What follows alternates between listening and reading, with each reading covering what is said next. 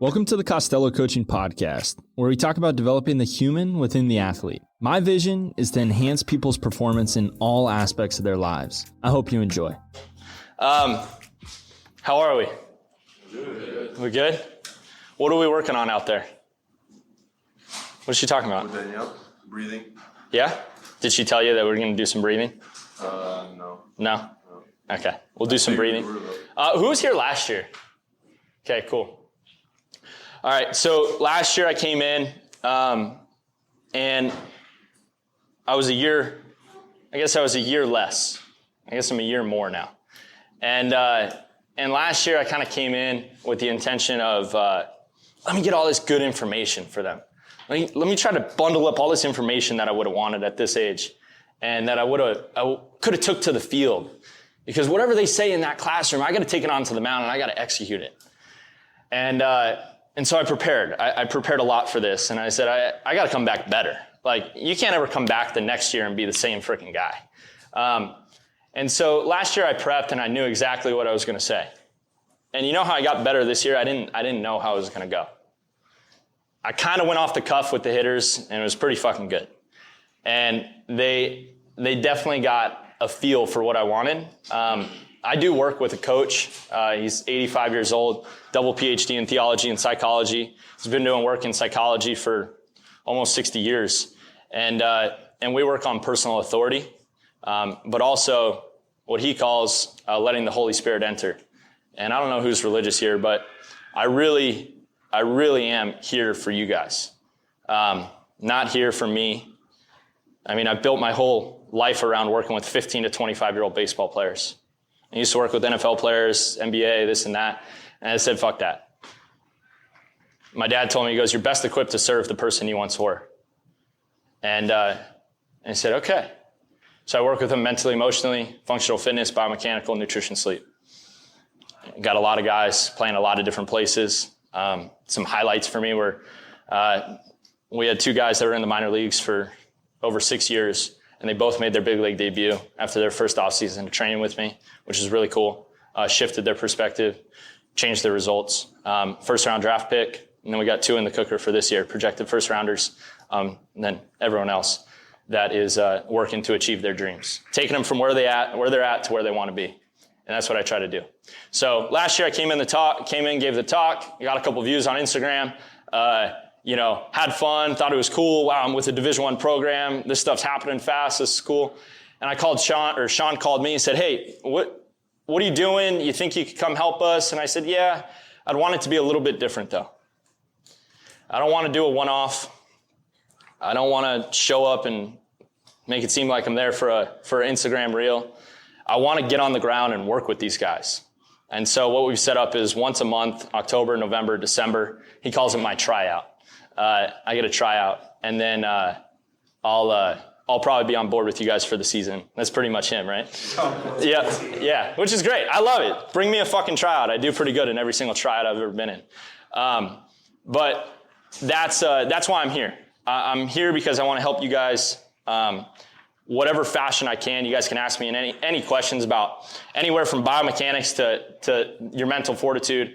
But I'm pretty sure as a Division I athlete, you got the weight room pretty much on lock. You got great coaches who know what they're talking about. So for today, we're going to talk about a couple different components. We're going to talk about some unwavering confidence, understanding your vision, and how we're going to go about accomplishing what you want as an individual first. So anyways, before we get started on the breath work, I want you to write this down. I want you to write down, what is my biggest challenge?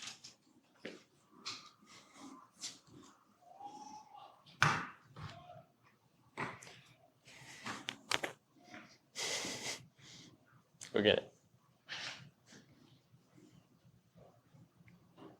3, 4, 5, 6, 7, 8, 9, 10, 11, 12, 13, 14, 15, 16, 17. 16 for 17. Does that guy usually forget his notebook? Is that like he's a little retarded. Standard? So we're going to need to coach him up? Yeah. Okay. So here, Let's talk about him for a second. He's out of the room. Let's talk about him. What do we do with someone like that? He consistently showcases that. I'll tell you what a college baseball locker room does. Right? Basically. Saw it happen. Yeah. Okay. Guy's a head ass. Guy forgets his stuff. You know what that guy needs? Like for 2 weeks? Give his ass. No. That guy ain't gonna respond to that because you know why he looked at me? And he goes, I don't have it. That guy's in survive. He's not in thrive. Totally normal. I was in 2 different Division I locker rooms, 3 different coaches. For some reason, I need to understand the brain more before I make this kind of claim, but there's so much development going on in the frontal lobe at 18 to 24 in specific. And the frontal lobe deals with emotional logic and reason. And so you see this person as a person of authority, and you say, that person should help me. But if I do something wrong, he's going to scold me. And then my teammates, if I upset them, I'm an outcast. But I love these guys. I want to be with these guys. Right? So we got to understand the individual first. We're talking about you. Big guy. We're talking about you. So we got to understand the individual. So what you need, okay, and I'm calling you out just because you called yourself out, really, is you need one guy to be your guy. One guy to be your guy. Whoever it is, I'd prefer amongst this group, amongst the pitchers, to be your guy. You don't ever fucking forget a notebook again. It's a standard amongst the team. I texted the leader, I texted the captain of this team. I said, hey, make sure your boys bring your notebook. Technically, the leader failed. Right? Were we perfect execution on doing a simple task? No. Like, is that a controllable? Right? It's fucking coach talk. It's a controllable. But we weren't perfect on it. Red flag. We don't have great accountability to the top. If my sales guy fails, whose fault is it? It's my fault, right? If my assistant coaches don't serve the way that they should serve, whose fault is it? You can sit down, buddy. Go ahead. Yeah, right there. There's a seat. Are you on this team yet? Okay. All right, so this is a tribe right here.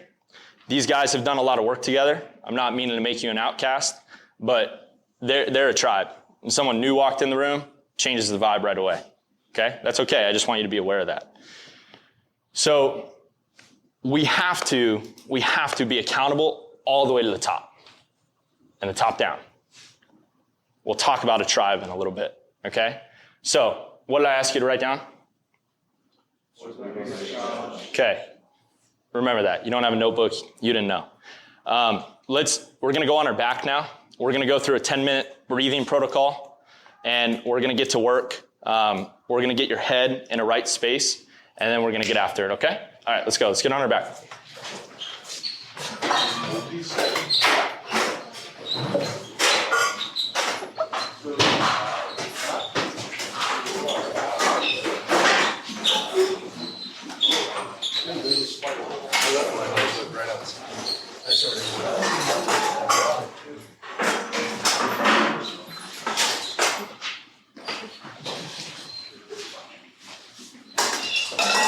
Sausage. So good.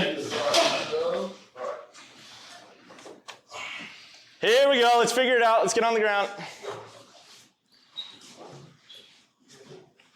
All right. So you're going to follow my lead here. We're going to go through a series of different variations of breathing. We're going to do some breath holds, and we're going to produce a lot of oxytocin, and I'll explain what that is too later. Okay, so we're going to start with a big inhale through the nose. Big exhale through the mouth. Big inhale through the nose. Big exhale through the mouth. Okay, how are we feeling there? Good? Calm, relaxed, ready to learn. You guys do a lot of that work, right? You guys got, no? Not like that? No? I mean, Tony does like some We do every day usually. Like a little It's variation? like 26 breaths. Okay. Nice. Like meditation too. A lot of meditation. How do you guys feel with that? I like it. You like it? Yeah. It's beneficial. It's like, I think of things as like life things and baseball things, and sometimes they get intermixed, right? Like we all know those guys that are like, all right, I got to eat this, I got to drink this, I got to do this so that I throw 92. It's like, bro, homie's out here partying till 2 a.m, coming out throwing 94. Like, but there are some things that could create more consistent results for sure. Breathing, I like identifying as a life thing. If your life's better, usually your profession's better. Technically, this is a profession. What you guys do here is a profession. It should be respected as a profession. You're called student athletes, but you're freaking athletes, and you got to figure out school too. I mean, that's the truth, at least in my experience. Maybe it's different here. Are we on the same page? Yeah, it's cool. It's what we want. We're all ball players, right? It's what we want. Don't let me forget, can you create a group chat with me in it? I forgot to do it with the hitters. I got excited. I have 2 breathing protocols. I have a pregame breathing protocol that's a 5-minute, help you lock in, laser in on your competition. And then I have a 17-minute breathing expiration. For your context, that was 10 minutes. Okay? That was a 10-minute one. Breath holds got up to 1:45 there, which is pretty sufficient. You guys can actually train that capacity. And when I was talking about the anterior cingulate cortex, it's a little part in your frontal lobe that says enough is enough. So if you're doing push-ups and you're like, my chest, it's really your brain saying, hey, that's enough, man. And so you can actually expand that, and a really good way to expand it is through breath holds. It's the safest because it's like, I can't breathe, and you breathe and you're fine, right? But expanding that anterior cingulate cortex really helps you understand what you can and cannot accomplish and what your threshold is. So anyways, enough of that. I'm here today for you. Pitchers, I love you guys. Like I said in the introduction, I've dedicated my life to 15 to 25-year-old pitchers, really, ball players. It's weird. The professionals I work with come from the hitting side, a few pitchers, but really pitching development, understanding how the mind works on the mound, how the mind works in your training, and how to implement that onto the field. That's what we're going to work on today. I have a guy I'm working with right now. He came from the Pirates organization. We had known each other in the past, and he is really, really, really locked in on what he wants to accomplish. He has a unique story. He grew up with a single mom. Dad was in and out randomly throughout his life. Went to a high school that didn't really have all too much to offer him. He finds a way to go play Division I baseball. He's raw. He's good. He's talented. He kind of progresses. He becomes a draft prospect his junior year, tears his UCL, goes back for his senior year, becomes an 18th rounder, goes into the Pirates organization, and he has a great first short season, and then has his first season this year. And so after the short season, he went back home. He was doing DoorDash. He was doing this and that. And he was training. He felt like he was training with someone pretty good. And, but it wasn't enough. It wasn't enough. And so he calls me in July. He goes, yo, Tom, I need to plan my off-season of training. Now, meanwhile, the pro off-season doesn't really start till like November 15th. This is when I start with the professionals. But he goes, it's July. And he calls me, he goes, Tom, I need to plan out my off-season. I go, okay, what's going on, Birdie? What's going on? He goes, I don't know the difference between when I have it and when I don't have it. I was like, okay, that's cool. I said, so is it a physical thing? No, velo's good, man. All right, elbow barking? No, elbow's good. I just don't know the difference between when I have it and don't have it. Who's been there? I know I have for sure, right? We all have. Sometimes we go out on the mound, our shit is gross. Bah, bah. Sometimes, dude, can't even hit the zone. And it's three walks, and I'm out the game, and I'm thinking about it for 3 weeks because I'm not going to pitch again for 3 weeks. I might get in on a Tuesday, and your brain starts going all over the place. I'm not going to get drafted. Oh my God, are they going to cut me? All these conversations start happening in our head. And so what I did for him when he came in was I drew these circles on the wall, and I did it with the last group, and it illustrated the point. I said, sometimes you have average stuff, sometimes your lights out, and then sometimes you don't have it.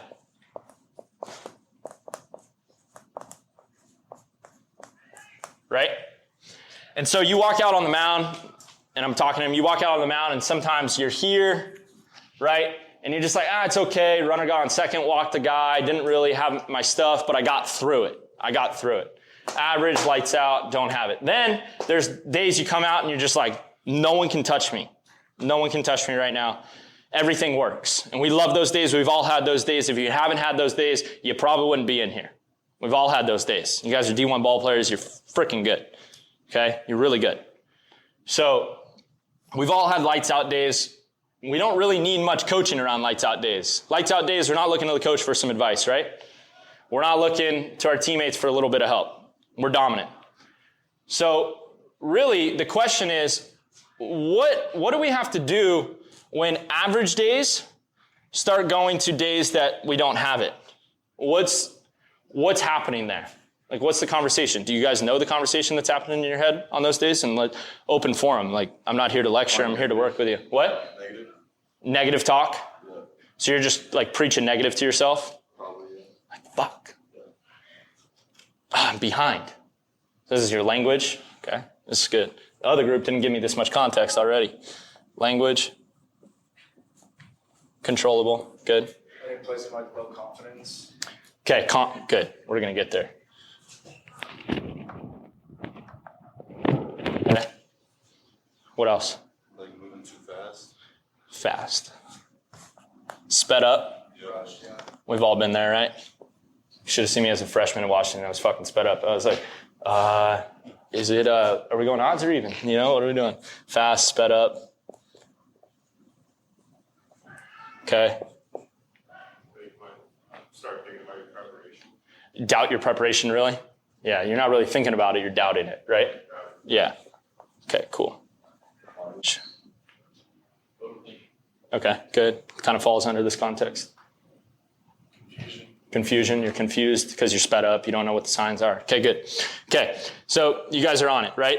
Average to don't have it. I'm going to kind of give you something that's going to make you rethink things for a little bit. Deep down in psychology, I mentioned the guy that I work with. He's helped me with my life. I'm a better man. I'm a better person. I'm a better business. Everything has grown since I started working with him 20 months ago. Every single Monday at 11 a.m., I don't miss it.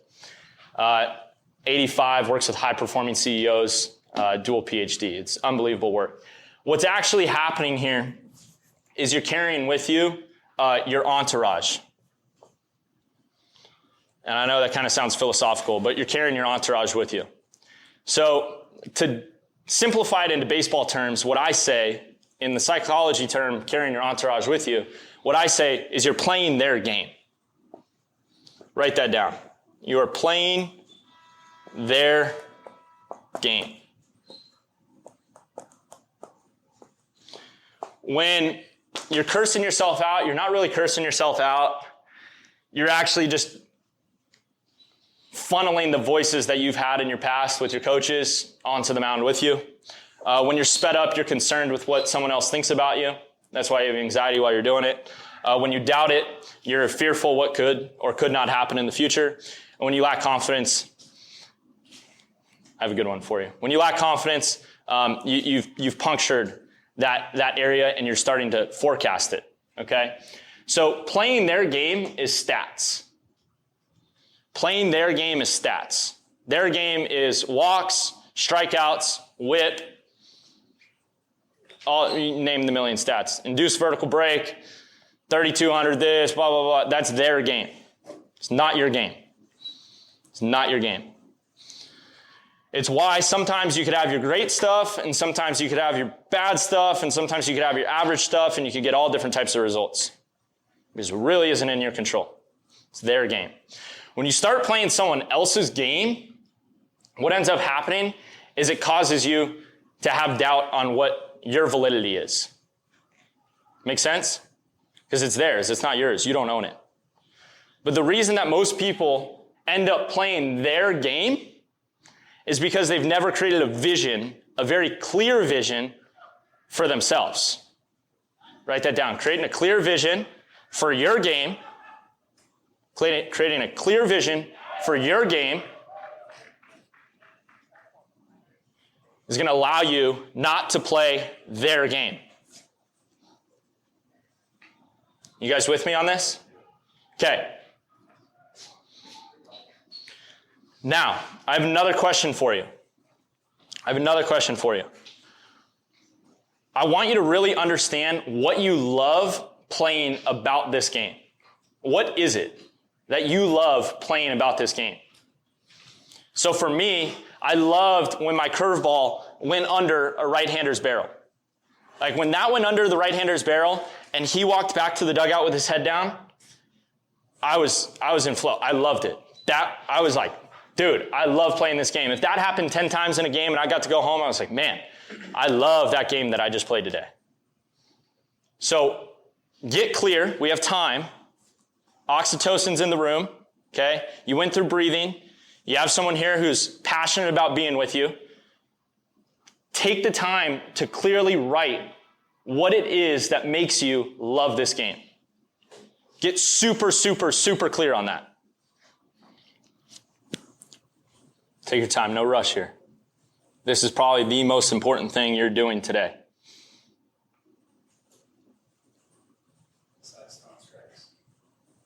Sides throwing strikes in the inner squad in October. Somebody snuck in here.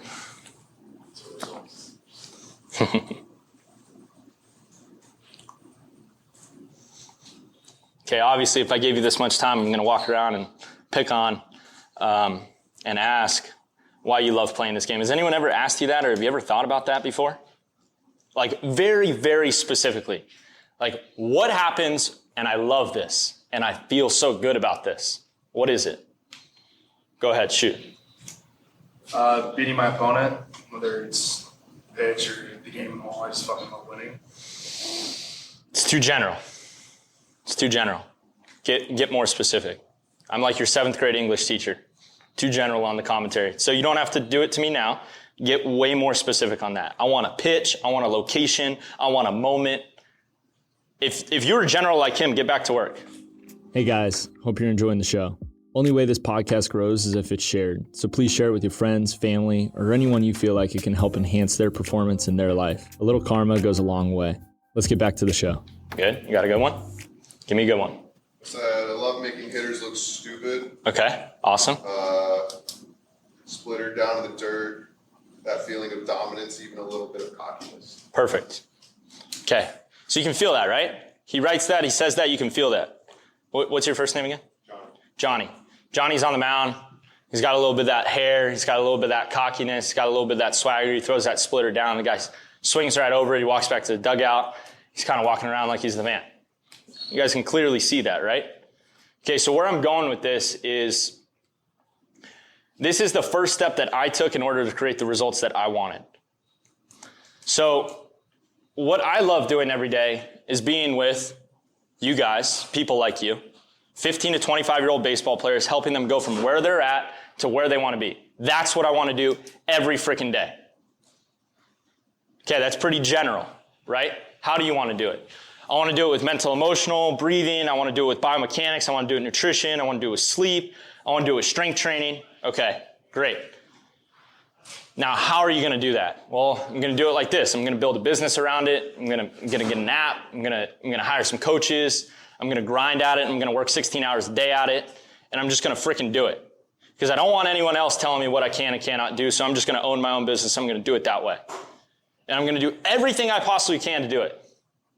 And if I fail, I fail. Just go play someone else's game. I'll go work for someone. Right? Where they tell me what I can and cannot do. The beauty of sports is when you have the ball, it's no one else's game. It's your fucking game.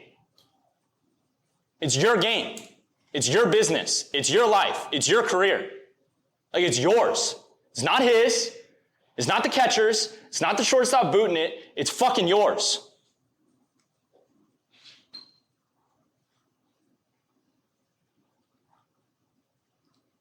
So do I get to blame anyone when the sales guys fail? Do I get to blame anyone when it doesn't go right? No, it's mine. And I love that. It's why you pitch. It's why you're the guy on the mound. Because you love that. Something inside you loves that. Where it's yours. You're accountable to it. It's your fucking stats. Right? You love that. Get in touch with loving that. Because if you can grab accountability for that, you can own your game. You're going to own it. You're not going to blame anyone else. You're not going to blame the pitch calls. You're not going to blame your defense. You're not going to bitch about it. You're going to fucking own it. If it's yours. You hear me on that? So now, the task is creating your game. How the hell do you create your game? Johnny wants to make him look stupid. Great. Thanks, Johnny. Make him look stupid, baby. Okay? Splitters in the dirt makes him look stupid, according to Johnny. So what the hell does Johnny do every freaking day to make sure that his splitter is absolutely perfect? He can pull that thing out of his back pocket, throw it in the dirt, make him look stupid every day. If that's why he goes to class, that's why he goes to the weight room, that's why he shows up to practice, that's why he rakes the line, that's why he tamps the mound, that's why he puts the shit away, so that he can get out on the mound and fucking throw the splitter down in the dirt and walk around the mound like a dog. Right? He doesn't do all that other bullshit to just do it. He does it because he loves throwing a splitter in the dirt and making him look stupid. But what happens is you let other people control your freaking game. You let outsiders, you let your entourage, you let coaches control your game. You let parents control your game. You let scouts control your game. You let the other team control your game. It's not, you can't blame it on them. So why are you giving it to them? If you blame someone, all you're doing is giving the power away. You're taking the power away from yourself. So if you haven't clearly identified what your game is, you don't even know what you're giving away. So when I get some BS, not clearly, not articulate, not clear on your vision, it's going to go away in a second. Because if I pulled you over in a dark alley and I said, hey, bro, what's your vision? You're going to be like, I don't know. All right, taken, gone. Now all of a sudden you're going to have language that you're talking shitty to yourself. You're going to get sped up. You're going to doubt yourself. You're going to have poor body language. You're going to lack confidence because you don't know what you want. Like, I know what I want. 15 to 25-year-old baseball players, I want to make a fuck ton of money. I'm going to work absolutely as hard as I can. I'm not going to let anybody tell me what I can and cannot do.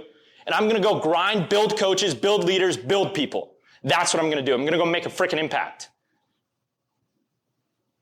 I'm on my vision. I'm on my vision. I'm doing it. Right? Like, you see me doing it. I feel this. I love this. I want to be here. I want to do this. So do you. You wouldn't be here. You wouldn't go through all the shit to just be on the mound and have bad body language, to be sped up, to doubt yourself, to have poor body language. All that stuff. You wouldn't have all that. It's not why you came. You're letting someone else control it. Okay, so you can identify who's controlling it and say, oh, I'm giving the power away. You can get in touch with what your vision is. But then what's going to happen is you're going to start to execute your game and you're going to all of a sudden love it even more. You see what I'm saying? So if he is so committed to splitters in the dirt, he should be spending every waking moment dreaming about that, breathing on that, working on that. This dude's splitter grip should be like, I wake him up at 2 a.m, he's like, bah! If he says that's why he loves it, you guys aren't there yet, which is fine. You're not there yet. What's your vision? I said blowing fastball bio. Okay, so are you doing everything in the weight room biomechanically to make sure that your glutes in the right position, your obliques are strong enough, you can create that extension and blow freaking heaters by people? And maybe you are, and you can say yes to yourself, and that's great. But if you love blowing heaters by everybody, you better throw fucking 100. Right? Throw pretty hard? Yeah, good. Good. Now you got to get strong enough to make sure you can throw hard a long time. Because you don't want to throw hard and then not be able to throw hard, because then you're going to be all depressed because you can't throw hard.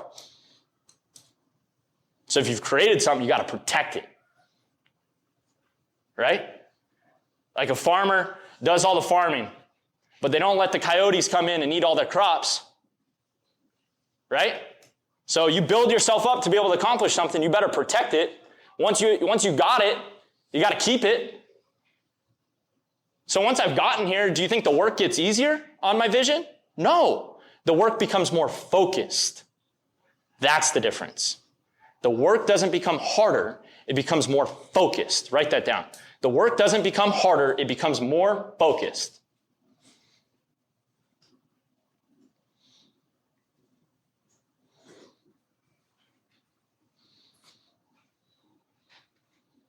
I got a really good one for you. My absolute favorite person that I ever worked with and continue to work with because he challenges the absolute shit out of me.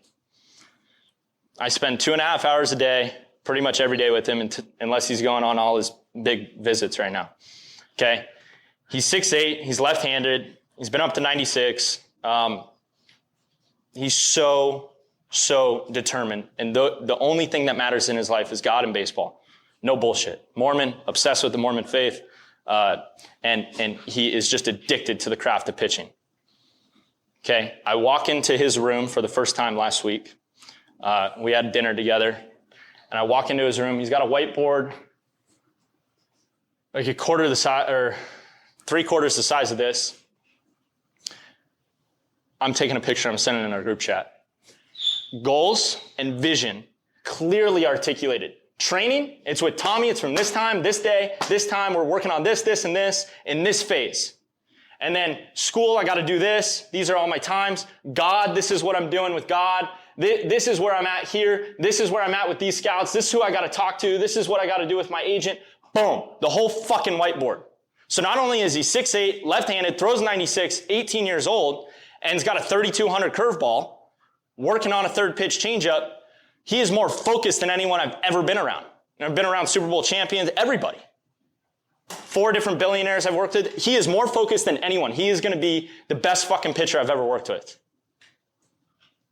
Dialed. His bullpens, it's a pain in the ass. It takes 45 minutes. But he's like, no, it's got to be like this. That wasn't right. Let me see that video. And it's compulsive. And it's too much. And it's like, bro, you gotta relax. You gotta play baseball. You gotta love it, man. No.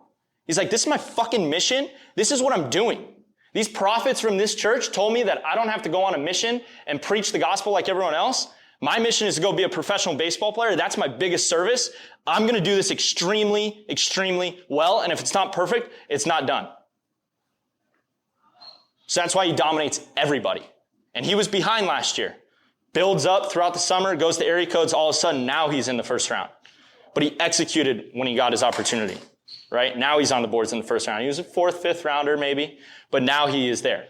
And so my point of this is, yes, he has all these intangibles, but he's so dialed in on what he has to do to a point where I don't know if everyone in this room is that dialed in on what they need to do and what their calling, what their purpose, what their vision is for it. And if you are, great. And if you're working at it, great. Maybe there's some reinforcement, but that's him, okay? Next point I wanted to talk about before I ask you your question is back to Elijah. Elijah asked me, he goes, T, we're sitting at lunch. He goes, dude, I want to get to a point where I just have absolutely unwavering confidence. My confidence is unbreakable. I have a titanium ball around my confidence that nobody can puncture. That's what I need to get to. I said, okay, cool. I like the idea. Is that realistic as a human? I said, is that a feasible vision? To never have your confidence disrupted. Do you guys think that's accomplishable? No. What is accomplishable, though, is for no one to ever know that you don't have confidence. Write that down. It's important. It's a nugget.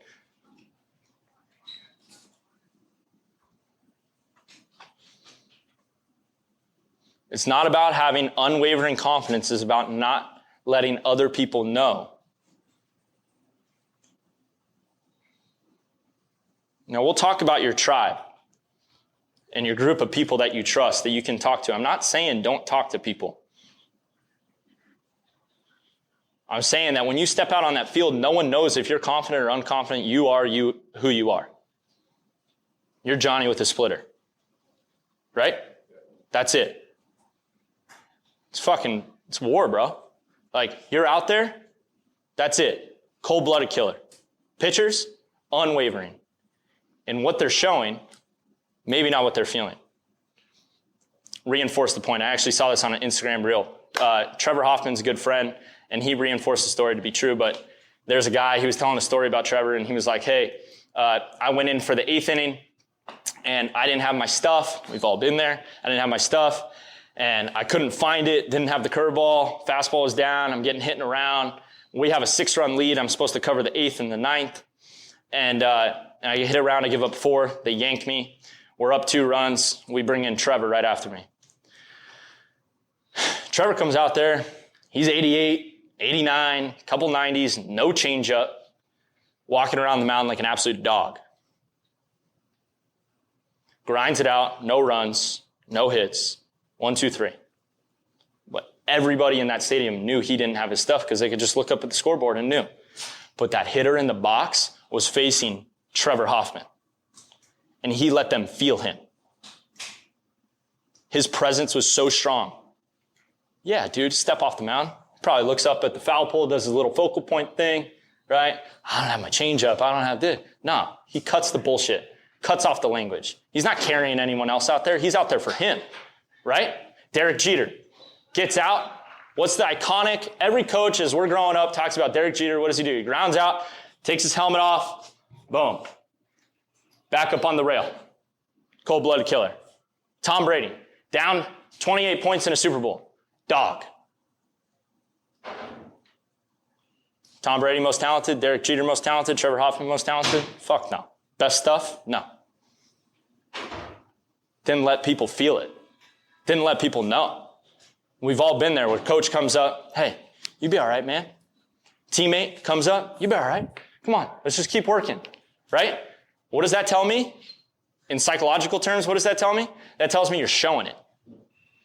I don't want to fucking know. I don't want to know. If I'm your coach, I don't want to know if you're not confident. Fuck that. I'm not putting you in the game, right? Let's be real. Let's be real. If you don't look confident, why the hell would I ever call your number in the 8th inning when it matters? Cut the bullshit of mental, emotional, what's right, this and that. If we're playing an important game and it's the 8th inning and you don't look confident, I'm not calling you. That's real. Not some foo-foo shit about comforting each other. This is tough shit. Your numbers are up on a website where everyone in the world could see it. You're on the mound by yourself. You got the ball in your hand. You're sweating. It's real. Act like it's real. Tommy, what do you do with it, though? What do you do with it? You got to build a freaking tribe. You got to build a tribe. So right here, build, write it down.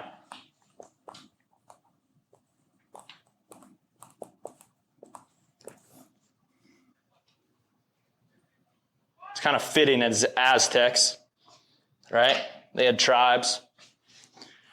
Okay, what does this mean? What does this mean, build a tribe?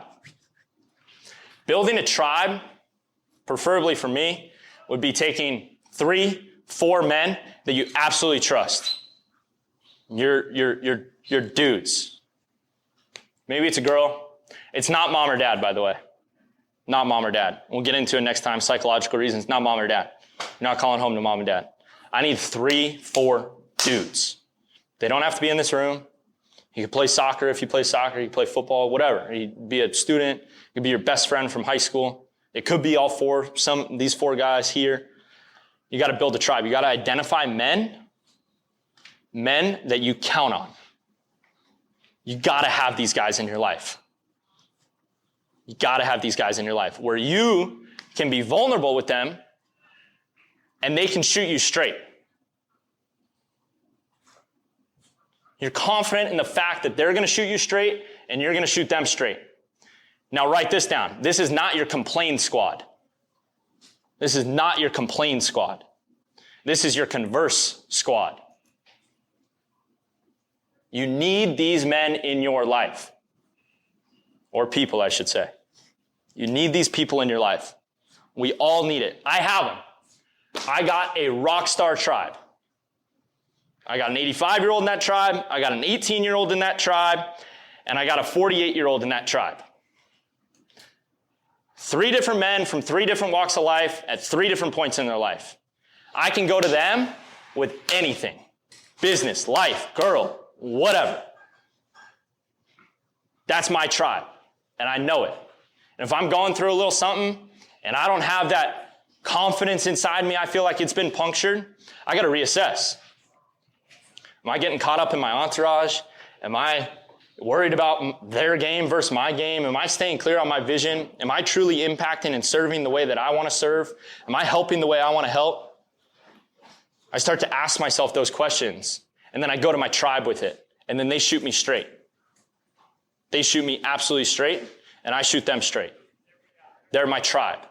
And that is how you keep the ball rolling. So when Birdie calls me in July, and he goes, bro, I just can't find it. I started the season hot. I was dominant in spring training. Big leaguers couldn't hit my stuff. I'm excellent. And then I couldn't find it for a little bit. And then I didn't have it by August. And now I need to reinvent myself this offseason. No. Number one identifier, you didn't have a tribe to count on. You couldn't go to the Pirates org. You couldn't talk to the pitching coach. He'd give you some bullshit comment about, hey man, it's just a little arm side, get it over there to the glove side. That wasn't a real talk. And that's okay. He's not in his tribe. It shouldn't be a real talk. It should be surface level. I'm the pitching coordinator. I'm the pitching coach. Get it to the glove side. That's the real performance. That's his job. Not his job to be your guy. That's your fault if you don't have the guy. Build better relationships. If you can't find your tribe, if you're sitting here like, who is my tribe? Start serving people more. Start being there for people more. Because if you don't have people that you can count on, that means you're extremely selfish. Because you've never done anything for anyone else where they want to be there for you. I've built my life around doing things for others. So I cut it down to 3. He didn't have a tribe, though, that he could go to. He had his fun teammates. He had, whoever. But you can't call your mom about this. You can't call your dad about this. Right? They don't get it. Even if they do, they don't get it. You need people on the ground that are with you, that get you. And you need to go to them about it. It's really, really important. Write down your tribe. All right, on time.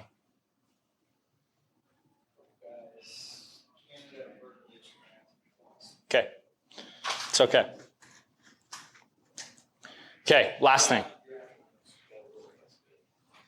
I know you got important business to cover, but last thing. Now, after all that information, after all that talk, right? After all the notes, after the breathing, I gave you that one question at the very beginning. Hopefully now, that answer to what is your biggest challenge has shifted. Because you're going to do some down and in work versus out and up work. Our world is out and up, velo, strength, speed, numbers, out and up, outward. Their game. That's the way we've trained our brain. Never to go down, in, and figure out our vision, our game. So your biggest challenge is actually accessing your down and in. And I know it is because I've sat in your seat. I had no idea about this stuff. This is the game changer. This is what creates the results for my life. This is it. So I'm going to come back in about 3 weeks. You got to know your biggest challenge. You got it? Write this down. You got to know your biggest challenge.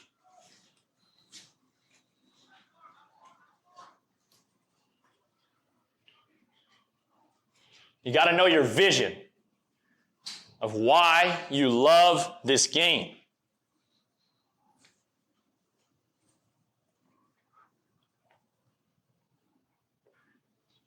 And you got to know who your tribe is. Now we're going to start a group chat, and I'm going to send you the breathing protocols that are recorded for you. And what you're going to do is, before I come back, you're going to text me individually those 3 answers. What your biggest challenge is. Got it? What your biggest challenge is, why you love playing this game, and who your tribe is. If you got those 3 things clearly identified, we can start moving forward from there. Got it? All right, let's have a great day. Let's go. Hey guys, thanks for listening to the show. I hope you benefited from this. Give the show a follow, share it, and comment what you'd like to hear more of so we can help more people perform in all aspects of their lives.